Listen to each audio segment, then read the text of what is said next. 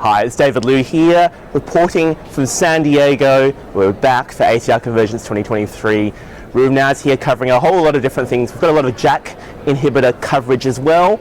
And I want to tell you a little bit about a really interesting post I saw, post 0429, which it takes data from the Select Compare study. So that's a study which compared Upadacitinib to adalimumab, the clinical trial. They've done a post hoc analysis of this, and I think it's really interesting because it tells us there's some hints from this, but then I wonder what this means going forward. It looks at pain, and we all struggle with pain in our rheumatoid arthritis patients. We all don't know what to do when we've got rid of inflammation and there's still pain there. I think it's the kind of thing that keeps us up at night in terms of what this means for our patients. That's when our patients don't walk away as satisfied as they could be. This study looks specifically at comparing adalimumab to upadacitinib and does some fancy mediation analysis to try and understand what contributions come directly from pain improvement from the medicine itself versus pain improvement that comes through improving inflammation. So trying to look at surrogates from inflammation, things like ESR, trying to look at the swollen joint counts, comparing those to the other effects that might not be accounted for that.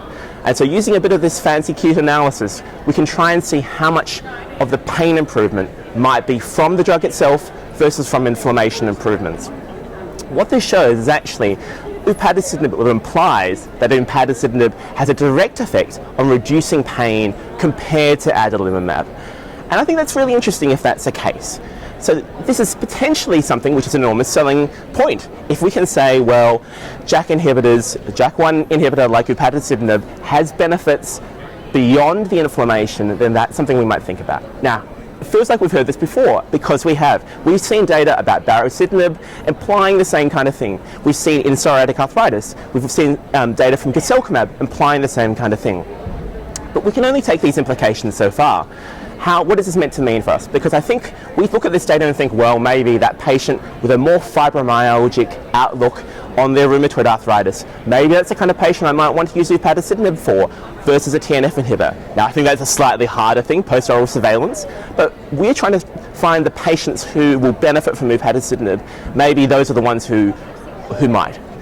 If those are the patients that are going to benefit, let's see clinical trials in that. And maybe that's just me being unrealistic, but what I would love to see are rheumatoid arthritis patients with a fibromyalgic overlay, type of patients who might not necessarily ordinarily get into clinical trials, see those patients and give them UPA versus adalimumab, and let's see whether UPA outperforms, especially on that pain, and leads to real improvements in the fibromyalgia that overlies rheumatoid arthritis.